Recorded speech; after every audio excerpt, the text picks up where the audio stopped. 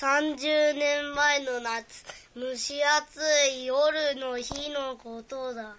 A 君が夏休みの宿題を学校に忘れてきてしまい、親に怒られるのが嫌で、夜こっそり取りに来ていたのだ。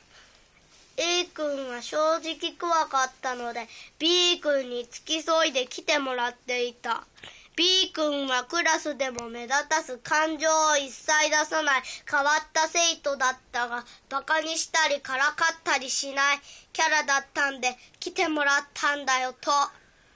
理科室の前を通った時だ。いきなり B 君が言ったのだ。夜の学校は動く人体模型が現れるんだってと。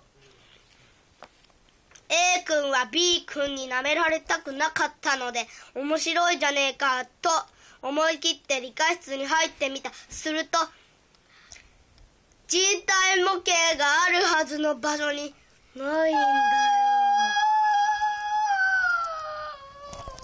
それで、